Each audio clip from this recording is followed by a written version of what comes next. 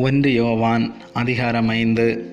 இயேசுவானவரே கிறிஸ்து என்று விசுவாசிக்கிற எவனும் தேவனால் பிறந்திருக்கிறான். பிறப்பித்தவரிடத்தில் அன்பு கூறுகிற எவனும் அவரால் பிறப்பிக்கப்பட்டவனிடத்திலும் அன்பு கூறுகிறான். நாம் தேவனிடத்தில் அன்பு கூர்ந்து அவருடைய கற்பனைகளை கைக்கொள்ளும் போது தேவனுடைய பிள்ளைகளிடத்தில் அன்பு கூறுகிறோம் என்று அறிந்து கொள்ளுகிறோம். நாம் தேவனுடைய கற்பனைகளை கைக்கொள்வதே அவரிடத்தில் அன்பு கூறுவதாம். அவருடைய கற்பனைகள் பாரமானவைகளும் அல்ல. தேவனால் பிறப்பதெல்லாம் உலகத்தை ஜெயிக்கும். நம்முடைய விசுவாசமே உலகத்தை ஜெயிக்கிற ஜெயம். இயேசுவானவர் தேவனுடைய குமாரன் என்று விசுவாசிக்கிறவனே அன்றி உலகத்தை ஜெயிக்கிறவன் யார்?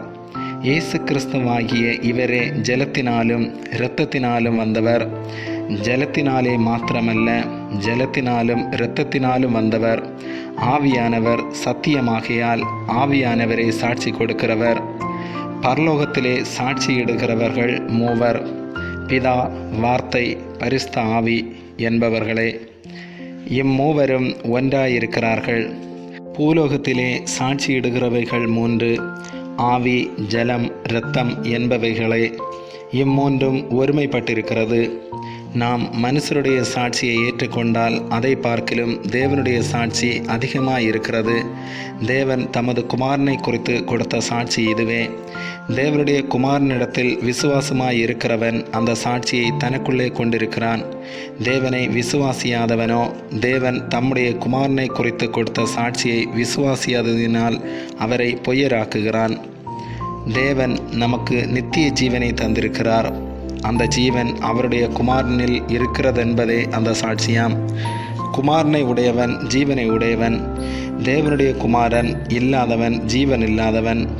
உங்களுக்கு நித்திய ஜீவன் உண்டென்று நீங்கள் அறியவும் தேவ குமாரனுடைய நாமத்தின் மேல் நீங்கள் விசுவாசமாய் இருக்கவும் தேவகுமாரனுடைய நாமத்தின் மேல் விசுவாசமாய் இருக்கிற உங்களுக்கு இவைகளை எழுதியிருக்கிறேன். நாம் எதை ஆகிலும் அவருடைய சித்தத்தின்படி கேட்டால் அவர் நமக்கு செவி கொடுக்கிறார் என்பதே அவரை பற்றி நாம் கொண்டிருக்கிற தைரியம். நாம் எதை கேட்டாலும் அவர் நமக்கு செவி கொடுக்கிறார் என்று நாம் அறிந்திருந்தோமானால் அவரிடத்தில் நாம் கேட்டவைகளை பெற்றுக்கொண்டோம் என்றும் அறிந்திருக்கிறோம். மரணத்துக்கு ஏதுவல்லாத பாவத்தை தன் சகோதரன் செய்ய ஒருவன் கண்டால் அவன் வேண்டுதல் செய்ய கடவன். அப்பொழுது அவனுக்கு ஜீவனை கொடுப்பார். யாருக்கென்றால் மரணத்துக்கு ஏதுவல்லாத பாவத்தை செய்தவர்களுக்கே. மரணத்துக்கு ஏதுவான பாவம் உண்டு, அதை குறித்து வேண்டுதல் செய்ய நான் சொல்லேன். அநீதி எல்லாம் பாவம்தான் என்றாலும் மரணத்துக்கு ஏதுவல்லாத பாவமும் உண்டு. தேவனால் பிறந்த எவனும் பாவம் செய்யான் என்று அறிந்திருக்கிறோம். தேவனால் பிறந்தவன் தன்னை காக்கிறான், பொல்லாங்கன் அவனை தொடான். நாம் தேவனால் உண்டாயிருக்கிறோம் என்றும் உலகம் முழுவதும் பொல்லாங்கனுக்குள் கிடக்கிறதென்றும் அறிந்திருக்கிறோம்.